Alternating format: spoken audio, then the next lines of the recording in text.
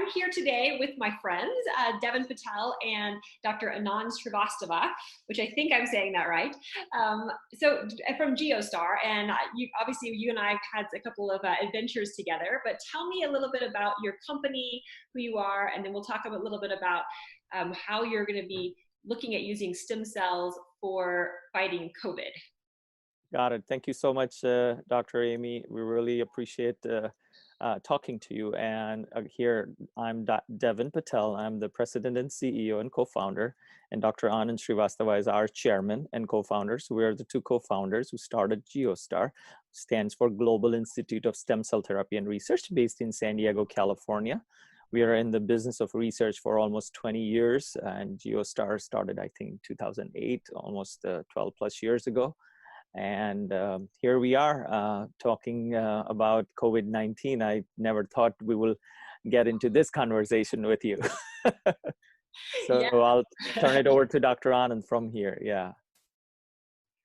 Yeah, thank you, Deven. And this is certainly very serious situation and very severe situation, very concerning situation. And almost more than 90,000 people died in our country here in US, and it is devastating to even, we can never imagine this is going to happen. And unfortunately, this is a truth for today. So the point is here that how we may manage this situation. That is the biggest question right now in everybody's mind, as well as the scientist, clinician, doctor like you also must be thinking every single day that how we may somehow manage this situation. And saying this, how we may manage. So as we know that COVID-19, of course, is a SARS virus. And this is the second mutation of the virus, you can say. That's what we say, SARS-CoV-2. Okay. And the point is here that it is when this virus is attacking to human being, it triggers the spectrum of pro-inflammatory cytokines in the body of the people. And also it attacks a specific receptor, ACE2 receptor, with this S protein of this virus, binds with this receptor, and this receptor is very much present in all endothelial and epithelial cells. But the good news is that this receptor does not present or is not present in at the surface of the immune cells, mesenchymal stem cells, bone marrow cells. So this is the good news, in fact. So we were thinking, and certainly the thinking and translating to other things, to different things. So, but we were again fortunate that when I was thinking about it, the same time, one Chinese group, not one Chinese group, in fact, paper came that they used the mesenchymal stem cell to suppress the pro-inflammatory cytokine triggered by this virus. And this particular study was carried out with several countries like US, China, Brazil, Argentina, India, few countries, and they treated 7 patients very successfully using this. So immediately I thought, this is wonderful. And we know very well that mesenchymal stem cell has very strong immune modulatory function. This is well known. This is nothing new now, because last several years, almost 1 decade, I can say, that people are using the mesenchymal stem cell, or clinicians are using mesenchymal stem cell to manage the immune function in autoimmune diseases and those diseases where the immune system is creating problems. So what happened when they infuse this mesenchymal stem cell in COVID-19 suffering patient? They found the cytokines like IL-2, IL-6, IL-7, C-reactive protein, TNF-alpha, which were triggered by this virus, was very strongly suppressed. And IL-10 and all these cytokines was secreted, which is good cytokines, anti-inflammatory cytokines. So this was a good news. Then we know that mesenchymal stem cell also enhance the regeneration of the damaged tissues by some parakine factors. So this helps in two ways, in fact. One is suppressing the anti-inflammatory cytokines, suppress pro-inflammatory cytokines, and enhancing the damaged portion of the lungs. So this was the good news, and that's what we started working, and not we only, but other group, at least 2-3 more groups in US, start working and talking to FDA to somehow to get FDA permission to manage the COVID-19 infected patients. So that's what the story. And so we applied for the compassionate use, and so few more companies also, or institutions. And FDA, I think, worked very timely manner and awarded or told us to go ahead with compassionate manner, but still we are going for full clinical trial application, which is under process right now. So this is the starting point. Awesome. So you guys have FDA permission, essentially, to, under the compassionate use clause, to start trying out some of these mesenchymal stem cell IV therapies in patients who have COVID-19. And you're going to be treating, how many patients will you treat in the beginning? Do you have any idea? No. So you know, this is not a full clinical trial kind of IND. Right. This is one patient each time. Okay. So we are under the process right now, and once we get some very conclusive result, because we are unable to disclose at this time point because of several HIPAA and all these things. So once we get that some conclusive result and get the permission from patient to whom we are treating, so certainly I'll come back and we'll talk more about that. But right now but I'm more towards the getting a full clinical trial, so we can treat like spectrum of patient or bunch of patients. So point is here that first question comes that why the mesenchymal stem cell, and second, is it really going to kill the virus, or it's just rescuing the patient using the. So I want to make clear here that mesenchymal stem cell is not going to kill the virus.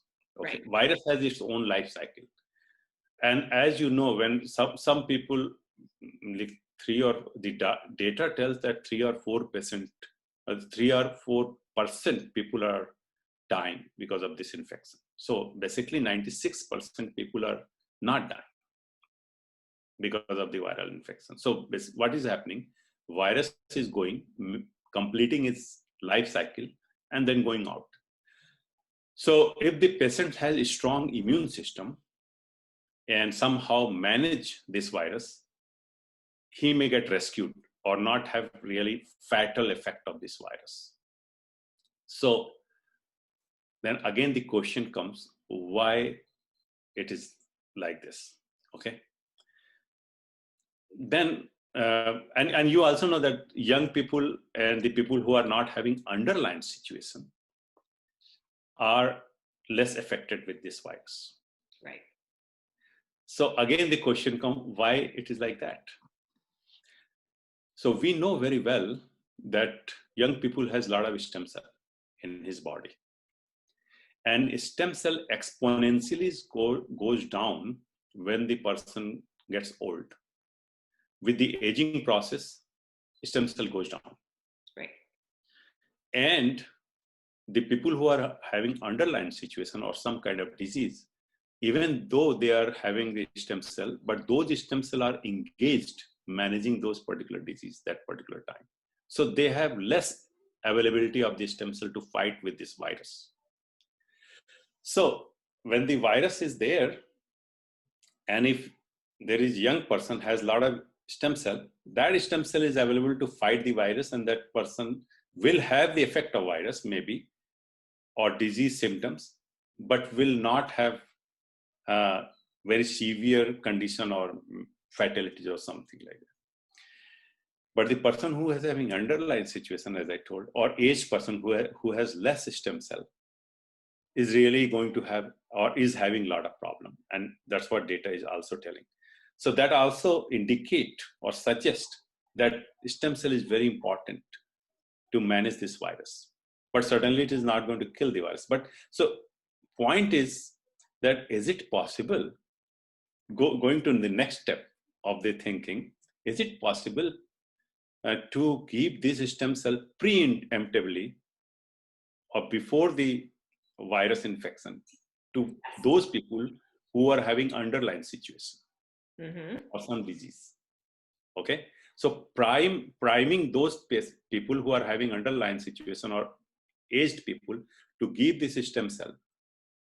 So if virus attacks them in any case or at all, if virus attacks them, those people may not have the severe symptoms of the virus and get rescued timely without having this kind of situation or very dangerous situation.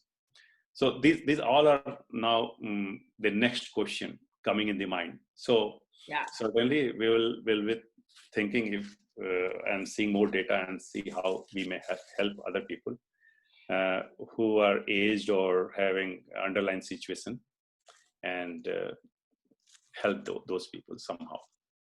That makes sense. I think it's important to understand, like you said, that there's kind of two different functions that you're looking at. You're looking at sort of the immune modulatory, the anti-inflammatory immune modulatory function of stem cells, and then you're also looking at the regenerative ability of mesenchymal stem cells. And the two of those things may work together in these patients. When you're talking about the first patients that you were hoping to treat, are you going to be looking for patients who have more advanced disease, who already have, multi-system organ failure or ARDS or something like that, where they already have, a significant significant inflammatory response? Or are you going to try to treat patients earlier on before they get to that advanced disease? Or do we know yet? So this is very good question. Okay. And I always think, because our aim should be how we may help people without harming them. And then second question, what is available and how we may use those available things to manage this a particular condition for which we do not have any treatment available. So your question is that the people who are very severe or people are less severe, I would suggest that first, if we have something available which is more credible in comparison to, or more data is available maybe in comparison to stem cells, certainly we should use those things first. But unfortunately, there is nothing available at this time point.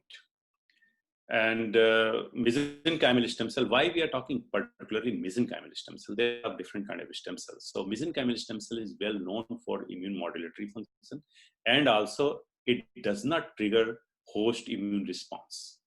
So that is the best part. And the safety of this mesenchymal stem cell has been well defined since last 10 years, maybe thousands of the patients. So it is very safe also. So that's what, this is the best choice at this time point. Of course, vaccine is the best choice if we have vaccine, okay? But beside vaccine, I think this is the second best choice, according to me, unless we get another treatment or some kind of medicine or some kind, I don't know at this time point. So point is that mesenchymal stem cell is the best choice right now. And whatever condition patient is having, it doesn't matter, because we have only two choices: either we help or we lose the people. So losing people cannot be a choice at all without trying or without fighting. Right. So I would suggest there is no choice, and this is the only choice at this time point, which is safe also.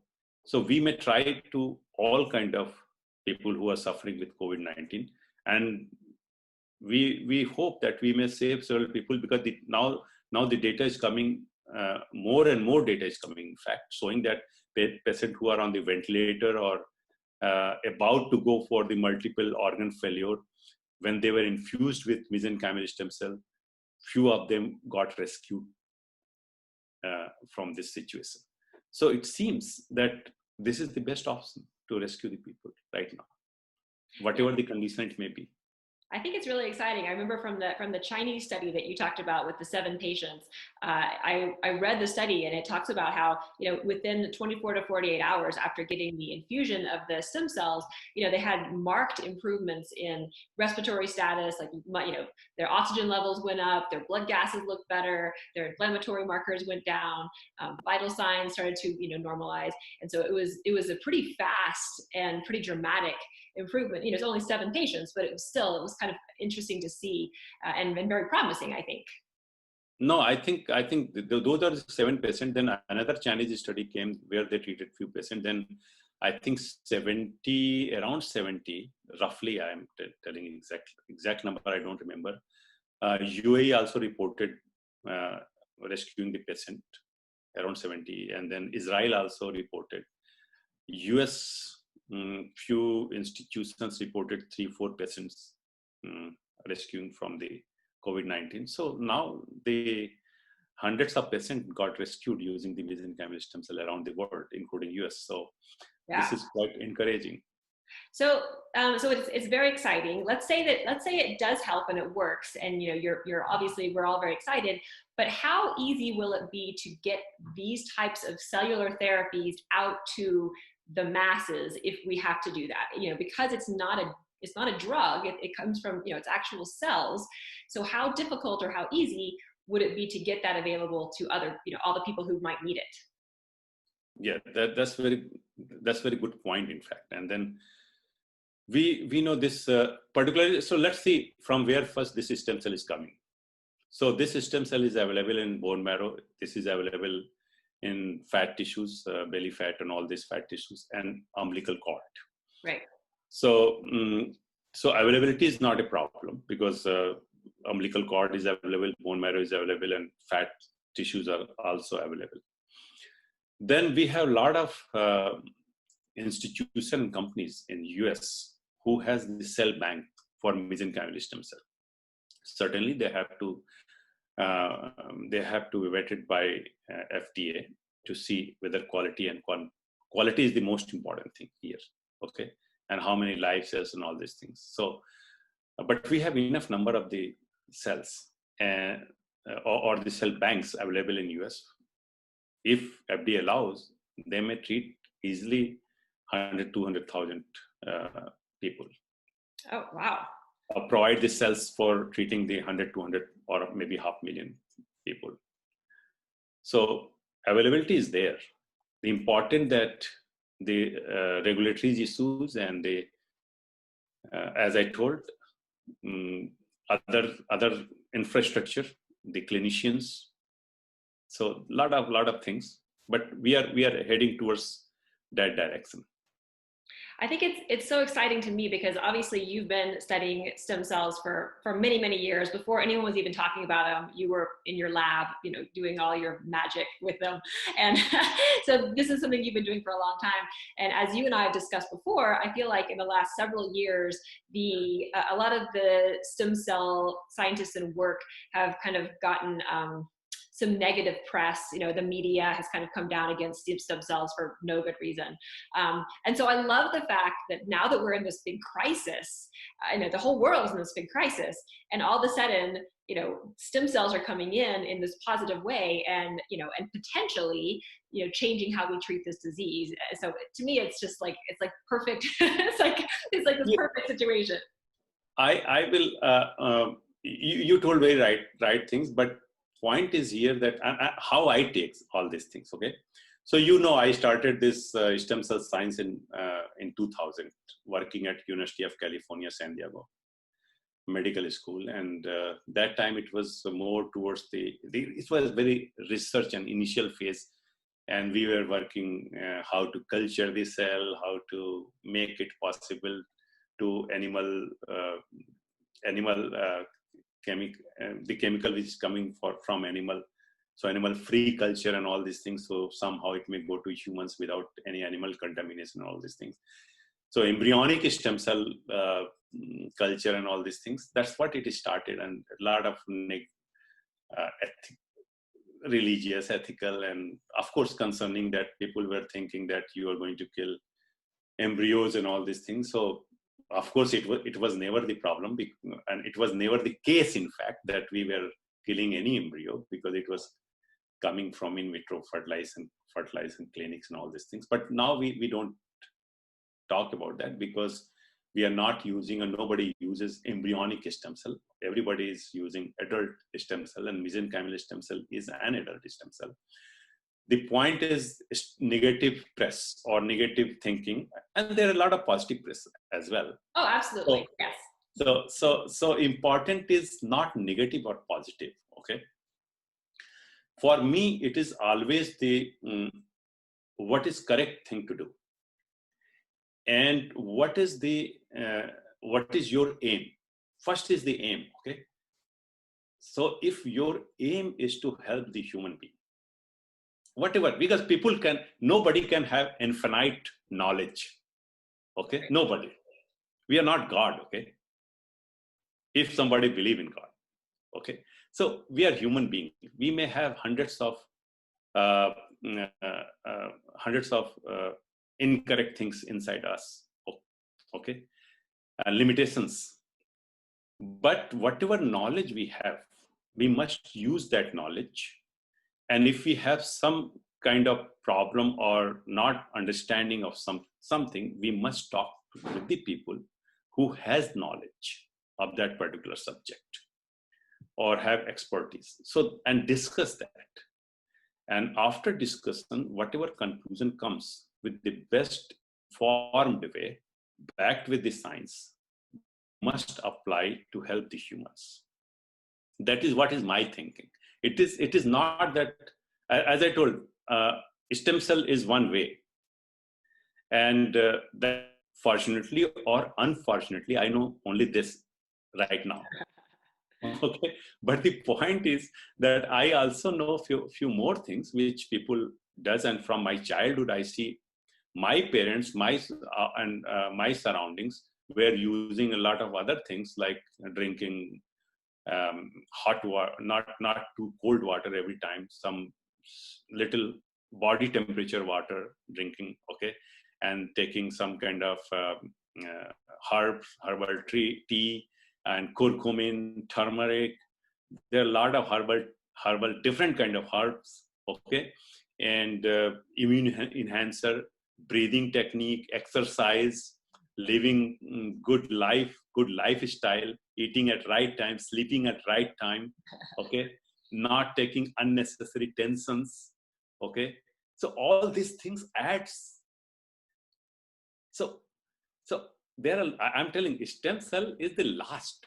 But are we doing all these things? Are we leading a good life? Are we leading a healthy life? Now we started washing our hand every time because of COVID, okay? But tell me, before COVID, how many times we were washing our hand? Yeah. Okay, or leading a healthy life. Now we are very, very concerned and very careful. So all these things we have to do. If somebody is doing all these things already regularly, they may not be worried at all about COVID-19. And they may not need stem cell or any medicine because they are doing exercise, they are doing the breathing techniques, or oxygenating themselves, using some kind of yoga, all these things. So all these things there are hundreds of things available, not only the stem cell. Right. So I do not want to confine or surround or circle ourselves just with very narrow things, because life is not just a narrow tunnel. Life is very vast. You can manage through several ways. But yes, the severe conditions are there, then we have to pinpointedly strike that. That's what we are do at this time point with stem cell or vaccine or some kind of antibodies. The problem with the antibodies right now, because the virus is triggering a spectrum of pro-inflammatory agents or cytokines. Okay, so it is very difficult to suppress all those cytokines with some antibody. Right. So that's what it is difficult. So what is the next? Next is that somehow you have to use the natural way, and the stem cell is very natural way. In fact, it's nature given. We didn't make the stem cell, nature made. So, and fortunately, it secretes a spectrum of anti-inflammatory cytokine. So you don't need to worry. You don't need to really choose one by one to suppress. Right. So this is the best way at this time point. That's what we are talking. So, and again, coming on the negative or positive, I do not want to go too philosophical, but this entire earth is bipolar. When there is a no negative or only positive cannot exist on this planet Earth. Okay, if there is positive, there must be some negative to balance that. If there is some negative, there must be some positive to balance that. There is day, there is night, there is cold, there is hot. So we should not be worried about negative and positive. We should be worried how we may help people truthfully using our knowledge, and that is limited, certainly, I can tell you. As I told, we are not God. So, and nobody has all knowledge. That's all it is for me personally. That's awesome. Yeah, I love when you talk about how it doesn't matter, it's not about negative or positive, it's about the truth. And, there's only one truth, and that's kind of, you just believe in the truth and you go towards it and you do your best. And second most important, you must be always ready to accept other people's view. That view may be 100% against your view. Right. Because we have to understand that particular view is also existing on this planet Earth. Okay, so if some views are existing on this planet Earth, that may be against your view, but the point is that is also existing. So there is some reason that particular view is existing. Okay, without reason, nothing happens. So that negative or positive view, which is against your view, is existing. It means that view also has some significance. So try to assimilate that view and bring that view with you and ask the question how we may work for the benefit of the human being. Because it is not that view or my view. The aim is to help human being, okay? Right. So whatever way we may help, and then again, the truth will, whatever the good way, the time always select the best possible way. And that's the very good point. In fact, you directed my talk towards very nicely. That you see, when we started the field of stem cell, this modern field of stem cell science, the stem cell is existing last several years, 30, 40, 50 years. So this modern stem cell, day one, the controversy accompanied this field, okay? So now we are in 2020, and I'm talking 2000. So last 20 years, if this science was not having the credibility or the real science or real data or positivity or truth,